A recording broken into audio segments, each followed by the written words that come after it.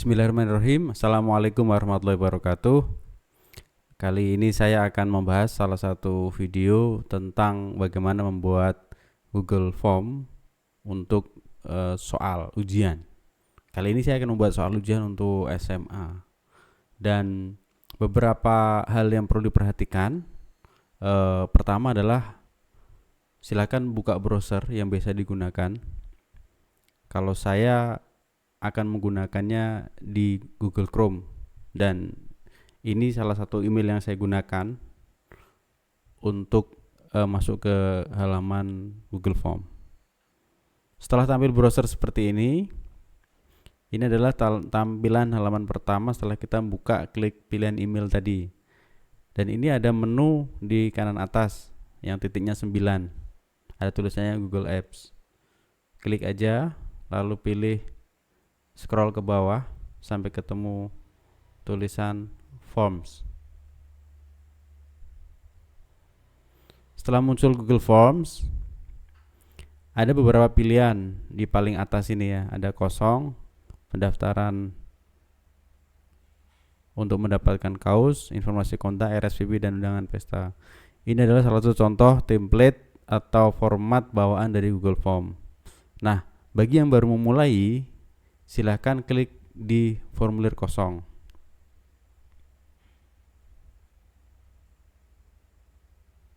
Nah, di formulir kosong ini ada beberapa menu ya yang perlu saya jelaskan. Yang pertama adalah ada menu tentang pertanyaan.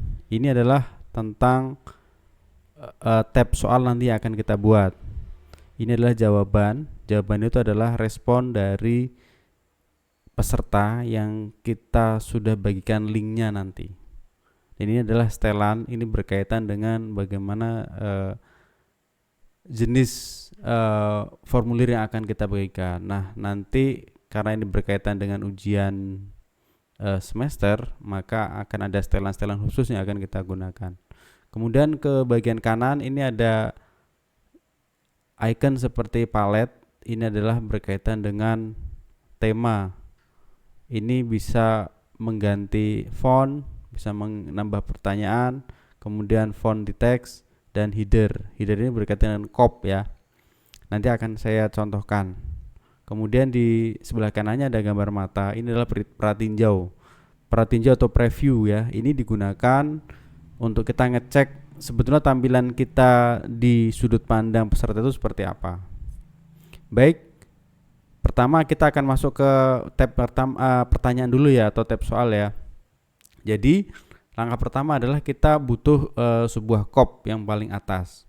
Nah, untuk rekan-rekan di SMA 1 Sabang sudah saya buatkan linknya nanti di kolom deskripsi ya, bisa di-download di situ.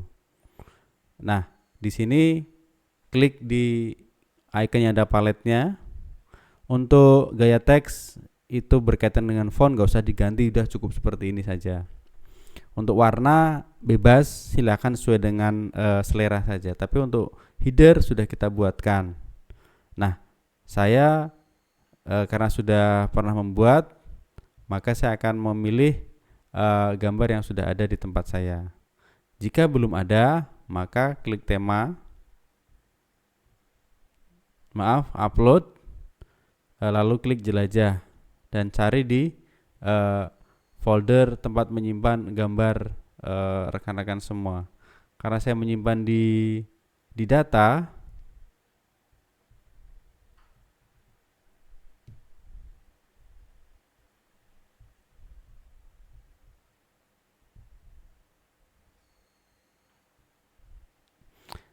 saya menyimpan file cop ini di dokumen, maka saya akan klik buka dokumen dan ini ada kata cop di sini.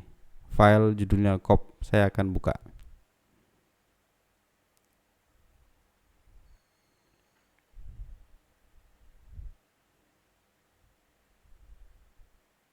Nah, sudah terbuka ya. Ini adalah cop SMA Negeri 1 Sabang yang akan kita gunakan sebagai cop di form yang akan kita buat. Lalu klik selesai di kanan bawah. Tunggu beberapa saat. Maka form kop sudah muncul di atas form yang sudah kita buat. Nah, seperti ini tampilannya ya. Setelah itu apa yang harus kita buat? Kita harus membuat judul. Judul itu berkaitan dengan mata pelajaran apa, kelas berapa yang akan diujikan. Misalnya ujian penilaian tengah semester, berarti disingkat PTS. Atau misalnya ujian akhir semester, disingkat dengan UAS. Mata pelajaran apa? Misalnya matematika. Kelas misalnya kelas 12 IPA 1. Terus dikasih semester 1, tahun ajarannya 2023-2024. Kenapa ini penting detail seperti ini? Supaya tidak tertukar dengan file-file yang lain. Nah, di sini kan ada judul. Nah, di sini juga ada nama file. Ini ketika kita mengklik maka akan otomatis berubah. Ini kan sudah ada ya. Nah, ini sudah ada. Maka di kiri atas nanti akan berubah. Oke, kita coba. Nah, sudah berubah ya. Sudah sama. Nah, ini tersimpan otomatis di Google Form Bapak Ibu semua atau Google Drive yang nanti akan bisa disimpan. Ini ada bisa diakses lagi. Ini tertulis di sini, semua perubahan telah disimpan di Google Drive. Tapi ingat, kita butuh jaringan internet yang cukup stabil ya. Nggak harus kencang, tapi stabil aja, sehingga memudahkan Google untuk menyimpan data yang kita rubah. Lalu bawahnya ditulis misalnya guru mapel, misalnya Michael.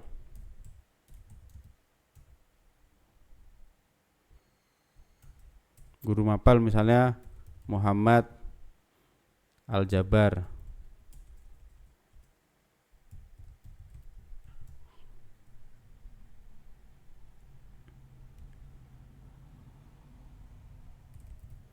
Hari atau tanggal ini diisi sesuai dengan roster yang ada. Kelas tulis lagi lebih baik ya untuk memudahkan identitas. Nah, sudah muncul seperti ini adalah deskripsi atau identitas form ini. Nah, kemudian ketika sudah muncul seperti ini, yang kita perlukan adalah nama siswa. Nama siswa. Nama siswa di sini kita bukan dengan jawaban singkat, tapi dengan drop down. Drop down ini fungsinya untuk apa? Supaya untuk bisa siswa tersebut memilih nama dia sendiri. Nah, diambil dari mana datanya? Diambil dari presensi terbaru yang dikeluarkan oleh wakil kepala sekolah bidang kurikulum. Biasanya di sekolah-sekolah itu akan diupdate pada bulan tersebut siswa-siswa yang masih eksis atau masih ada di sekolah. Nah, di SMA 1 Sabang ini saya kebetulan dapat satu data di kelas 12 IPA 1. Ini kita blok saja, ada sekitar 31 siswa. Kalau sudah terblok seperti ini, tinggal di copy, klik kanan, copy. Sudah muncul seperti ini ya. Ini artinya tercopy. Kembali lagi ke Google Form. Lalu klik opsi. Ini lihat browser saya arahkan ke opsi sampai muncul warna biru semua. Jika sudah muncul warna biru atau terblok semua, tinggal klik kanan lalu paste. Nah, ini sudah muncul nama siswa yang nanti akan bisa dipilih oleh para peserta. Bagaimana cara melihatnya? Kita bisa lihat di sini di pratinjau. Nah, sudah muncul seperti ini tampilannya. Nah, inilah halaman nanti akan dilihat oleh siswa. Nama siswa tinggal pilih siapa. Sehingga meminimalisir terjadi kesalahan penulisan nama. Nah, risiko ini sering timbul jika terdapat nama yang mirip atau nama-nama yang penggunaan kata atau penggunaan hurufnya itu tidak lazim atau jarang digunakan. Adalah nama-nama yang mungkin tidak lazim kita dengar ya, maksudnya nggak banyak digunakan oleh orang kita gitu. Nah, kemudian ketika sudah muncul seperti ini, kita masuk ke soal. Nah, ketika sudah selesai identitas, maka kita klik di bagian ini, tambahkan bagian. Ini untuk apa tujuannya? Untuk membagi menjadi 2 halaman. Nah, kita contoh ya. Buat soal dulu untuk di bagian 2. Bagian 2 ini apa? Ini berkaitan dengan petunjuk pengisian soal. Misalnya begini. Soal berbentuk pilihan ganda. Deskripsinya apa? Misalnya petunjuk pengerjaan, petunjuk. Bisa ditulis 1, ucapkan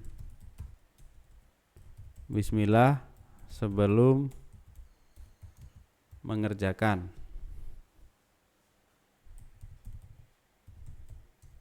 Lalu pilih jawaban yang paling benar.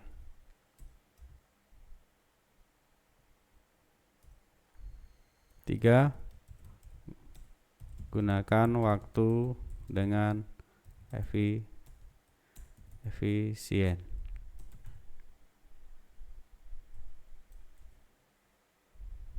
Oke, ini adalah satu contoh bagaimana kita membuat sebuah petunjuk atau membuat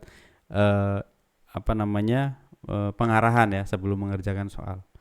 Setelah muncul seperti ini, bisa diarahkan ke menu bagian kanan. Ini ada plus, ada tanda panah ke kanan, ada huruf T, ada logo gambar. Yang kita ambil adalah yang paling kanan. Tambah pertanyaan. Nah, di bawahnya. Oke, ini mulai membuat soal ya. Jadi ketika kita mulai membuat soal, fokuskan kepada hal-hal yang fokus di soal dulu. Setelan dan lain sebagainya pikirkan nanti. Supaya apa? Supaya kualitas soal kita tidak menurun.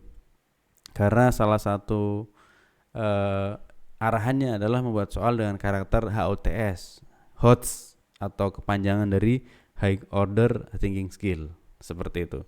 Nah, pertanyaannya misalnya nomor 1 ya. 1 misalnya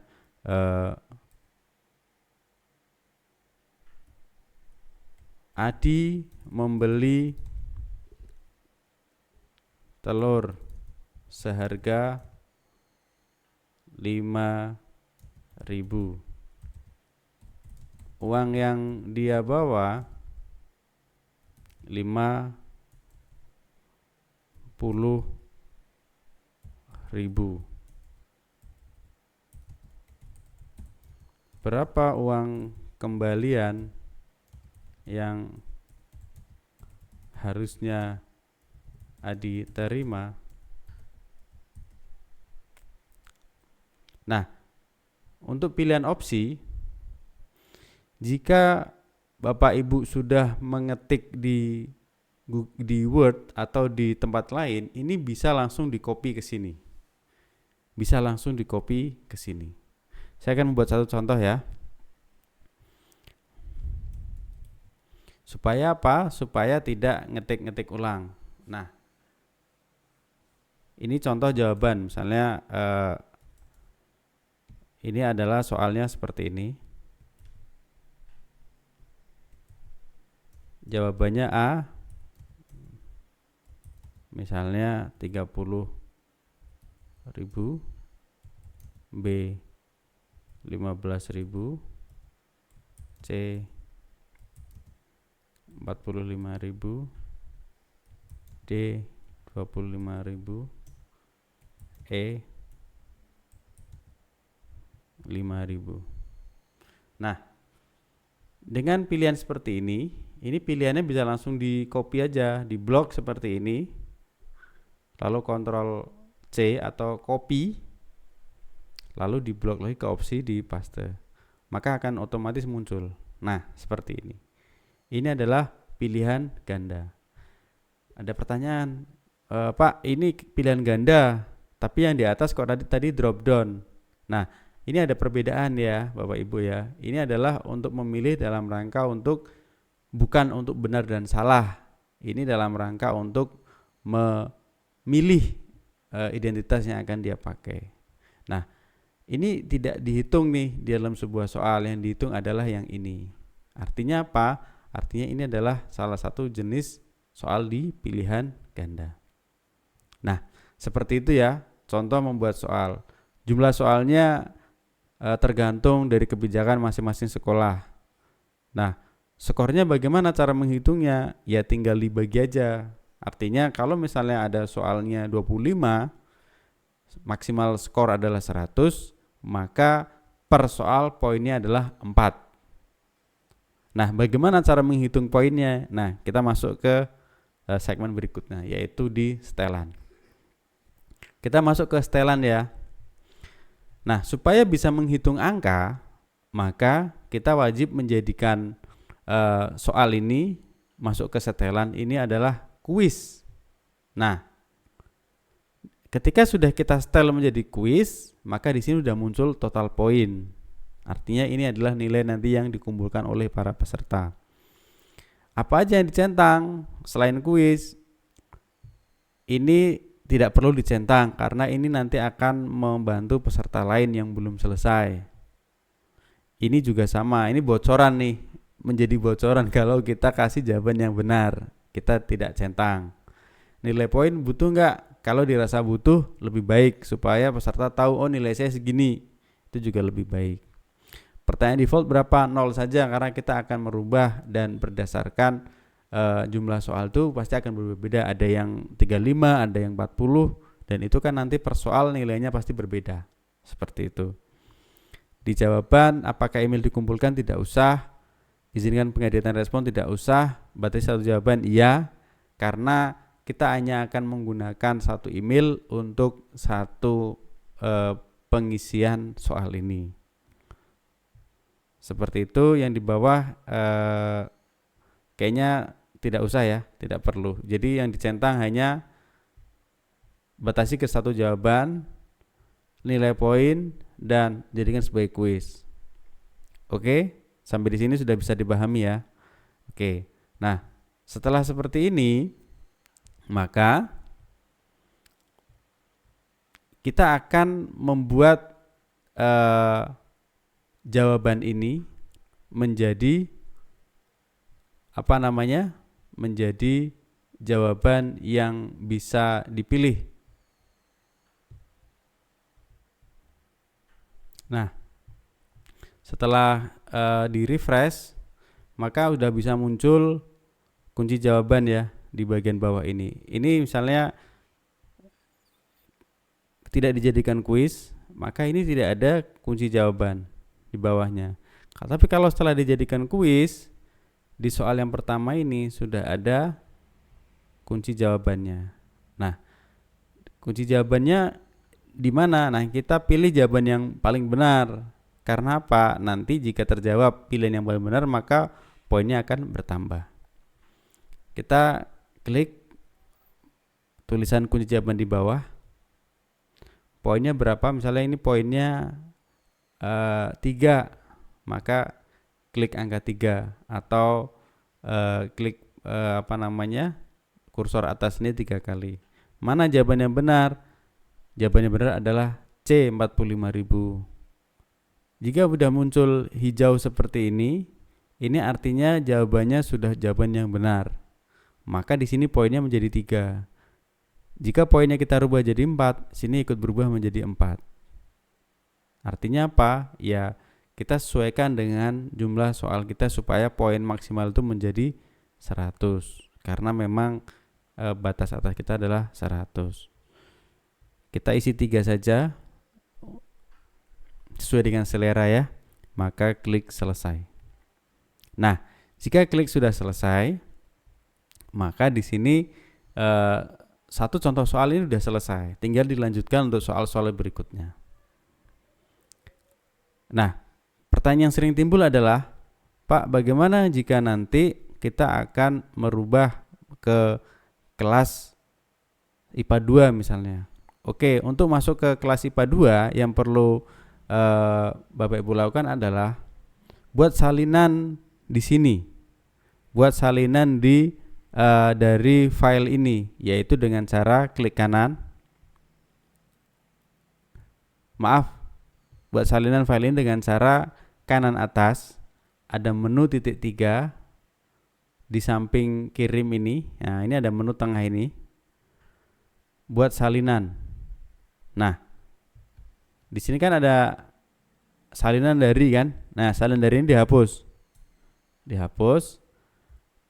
IPA 2 dirubah menjadi IPA 1 dirubah menjadi IPA 2. Maka akan muncul form yang sama dengan ini, tapi dengan kelas yang berbeda, yaitu kelas IPA 2. Nah, jika sudah tercopy, maka akan muncul seperti ini. Ini sudah menjadi IPA 2, tapi ini masih IPA 1. Maka dirubahlah IPA 1-nya menjadi IPA 2, di bawahnya juga sama, IPA 1 dirubah menjadi IPA 2. Nah, nama-namanya ini kan masih IPA 1. Bagaimana cara menjadi IPA 2?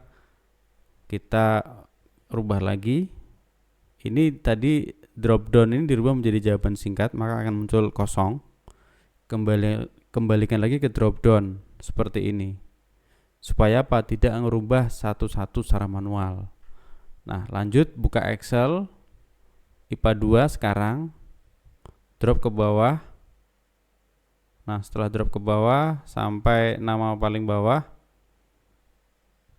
klik kanan, copy, kembali Google Form, blok opsi, paste. Maka sudah muncul kelas IPA 2. Nah, begitu juga nanti akan ke IPA 3, IPA 4 dan lain sebagainya dengan metode yang sama. Nah, begitulah cara untuk menulis soal dengan Google Form yang dari awal, ya. Nah, kemudian bagaimana cara supaya admin ujian ini juga bisa membantu mengecek, karena linknya nanti akan yang nyebar ke peserta adalah admin dari panitia ujian. Maka menu di sebelah kanan atas titik 3 ini, di bawahnya buat salinan, di bawahnya ada tambah kolaborator. Nah, tambah kolaborator ini adalah email yang akan digunakan oleh admin.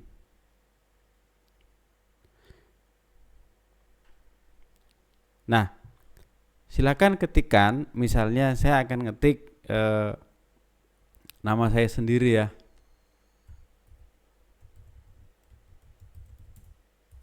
Nah, nama ini adalah nama orang yang akan kita gunakan sebagai kolaborator.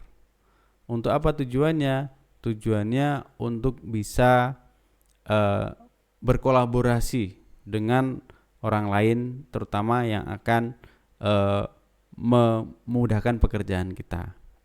Setelah muncul seperti ini, email lalu editor. Nah, di sini akan kita kirim. Nah, akses diperbaharui. Artinya apa? Orang yang bekerja dengan form ini tidak hanya Bapak Ibu yang nulis soal, tapi juga admin dari tim pengajaran atau tim kurikulum. Nah, selanjutnya yang sini juga sama. Lakukan hal yang sama, tambah kolaborator lagi.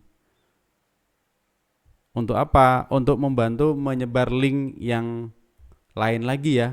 Karena tiap-tiap kelas linknya berbeda. Untuk memudahkan nanti dalam mengolah nilai hasil ujian akhir semester.